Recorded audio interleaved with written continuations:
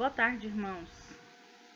Então, vamos dar continuidade ao estudo do desenvolvimento, né, da nossa dissertação. É o seguinte, nós temos que saber que no nosso desenvolvimento é o momento da gente explicar os argumentos que nós utilizamos na introdução.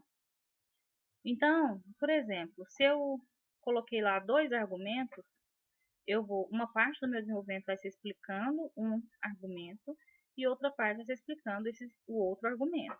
Se eu coloquei 3 argumentos, da mesma maneira eu tenho que trabalhar de forma que eu explique os 3 argumentos que eu coloquei. Afinal de contas, esses argumentos é que vão explicar o meu tema maior, né? Que foi o que a gente viu que quando a gente faz a introdução, tem aquele tema que é o tema principal, né? E é a nossa tese que nós escolhemos defender.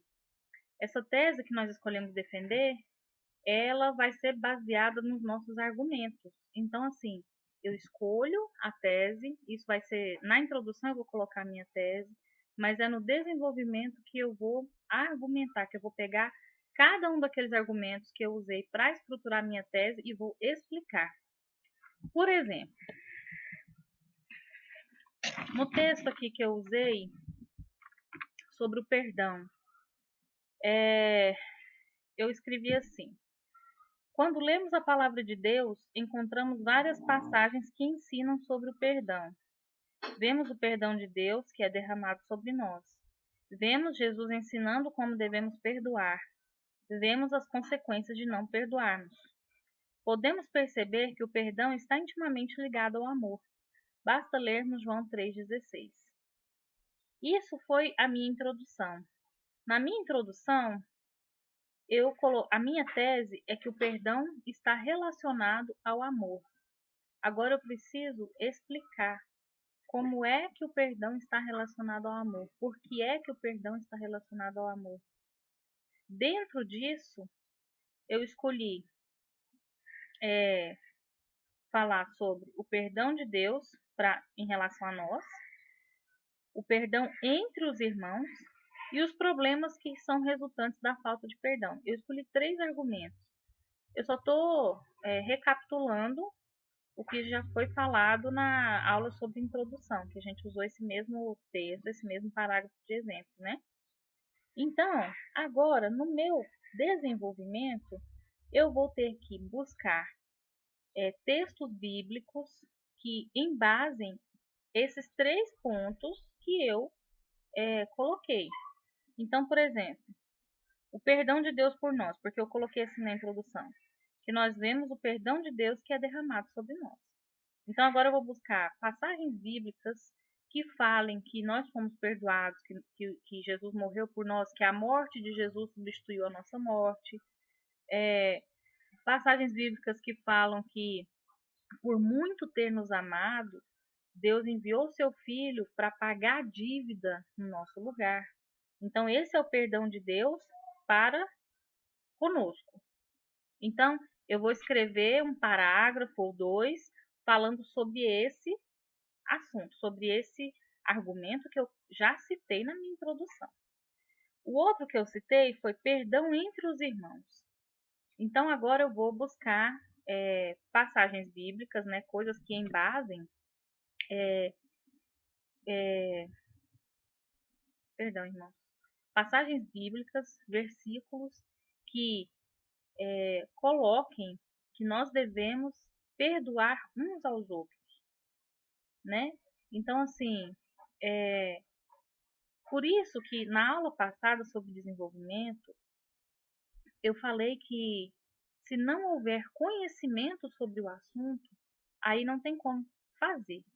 Porque como que eu vou explicar perdão entre os irmãos se eu não sei nem por onde começar, se eu não sei nem onde tem uma citação, um versículo bíblico que possa explicar isso que eu estou falando. Certo? Mas voltando, então eu fiz 1 ou 2 parágrafos falando sobre o perdão de Deus para conosco. Aí fiz mais 1 ou 2 parágrafos falando sobre o perdão entre os irmãos. E aí eu venho com um terceiro parágrafo que vai ser para explicar o meu terceiro argumento, que é... Terceiro parágrafo? Não, perdão.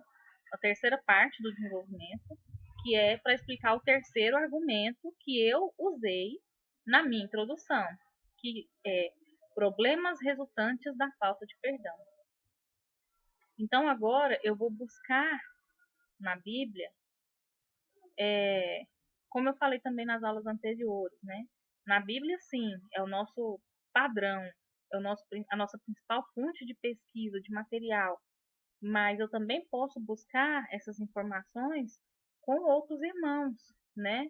Ou seja, eu preciso pesquisar sobre o assunto, né? Definitivamente não tem como eu falar sobre algo que eu não tenho conteúdo para falar sobre aquilo, tá certo? Então fica complicado mesmo. E então vamos só retomando. Eu fiz a minha introdução, um parágrafo ou dois, colocando a minha tese, ou seja, o assunto sobre o qual eu vou falar, que é o assunto que, vamos dizer, que eu vou defender esse assunto, que eu vou argumentar sobre ele. Dentro desse assunto, eu escolhi 2 ou 3 pontos que vão embasar a minha defesa desse assunto que eu escolhi falar, tá certo? E agora, no desenvolvimento, eu preciso falar de cada um desses pontos que eu decidi usar de argumento para defender o meu ponto de vista, tá? Vamos dizer assim, que o meu desenvolvimento é onde eu vou, digamos que, convencer o meu interlocutor, ou seja, quem está lendo o meu texto ou quem está me ouvindo falar em uma reunião. Quando eu vou desenvolver aquele tema, é naquele momento em que eu vou ter condição de esclarecer sobre aquele assunto para as pessoas, é naquele momento que eu vou ter condição de, talvez até mesmo convencer a pessoa de algum aspecto que eu acho importante que vai ser falado, tá certo? Outro ponto importante, irmãos, sobre o desenvolvimento, é que o desenvolvimento, apesar de estar conectado com a introdução, porque ele é o desenvolvimento do assunto, dos teminhas, dos argumentos que eu coloquei na introdução, apesar de estar ligado um ao outro, ele não é algo que depende da introdução para existir. Por exemplo, se alguém chegar em mim e falar assim: Clarissa, fala sobre o perdão de Deus. Vou continuar usando o exemplo do perdão de Deus, que é o teminha que eu escolhi para ser usado mesmo como exemplo enquanto a gente vai estudando sobre essa questão de formular um texto, né, um discurso. Se alguém chegar em mim e falar: Clarissa, fala sobre o perdão de Deus, e eu já começar de cara explicando sobre o perdão, eu já começo a falar sobre o perdão de Deus para conosco, eu já começo falando que nós devemos perdoar uns aos outros. Isso pode até ser que fique mais complicado para a pessoa que está me ouvindo entender o que eu falei, porque eu não fiz uma introdução. Mas não quer dizer que sem a introdução é impossível que a pessoa entenda. Então, o que a gente tem que entender? O desenvolvimento, ele está interligado com a introdução, mas ele não está dependente da introdução. Por exemplo, vamos pegar o exercício que os irmãos estão fazendo em casa. Para que os irmãos saibam, quando os irmãos forem escrever o desenvolvimento, se o desenvolvimento que os irmãos estão fazendo, ele está ficando dependente ou independente da introdução, é simples. É só começar a ler o texto como se não tivesse a introdução. Se o texto começou estranho, parece que está solto, tipo assim, nossa, mas começou um assunto do nada, quer dizer que o desenvolvimento está dependente da introdução. Então, eu preciso reformular e ver a melhor forma para que eu inicie essa explicação, de forma que, caso alguém não tenha ouvido ou lido a introdução, ainda assim consiga compreender o assunto que eu estou falando, ainda consiga ser possível a pessoa entender o contexto, entender todo o assunto. Tá certo, irmãos?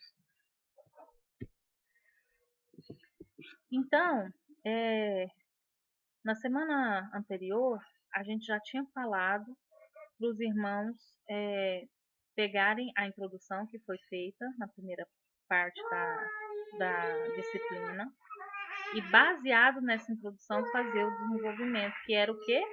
Agora me explica, né? Você fez a introdução, colocou aqueles temas, aqueles argumentos, então agora você vai me explicar os argumentos que você utilizou, certo? Então já tinha falado para os irmãos sobre essa atividade. Eu espero que agora, com essa explicação de hoje, tenha ficado ainda mais simples, né? Que os irmãos consigam compreender como que deve ser feito. Porque, como a gente falou desde o início, quando nós vamos falar de um assunto para alguém, nós precisamos ter um roteiro. Nós precisamos ter uma, uma, uma linha de raciocínio, né? Algo que seja lógico e que seja fácil, que as pessoas consigam entender. Eu não posso chegar e dar um conteúdo solto, né? Então, frisando, irmãos, nossa intenção aqui não é que os irmãos saiam sabendo fazer uma dissertação igual é uma dissertação de um vestibular, de um concurso. A nossa intenção é que os irmãos consigam melhorar a elaboração dos textos, dos estudos, para ministração nas casas, uma pregação mesmo, né, em alguma reunião. Tá certo, irmãos? Nós estamos buscando aprimorar, como nós já vimos, como nós já falamos desde antes do início do curso, né?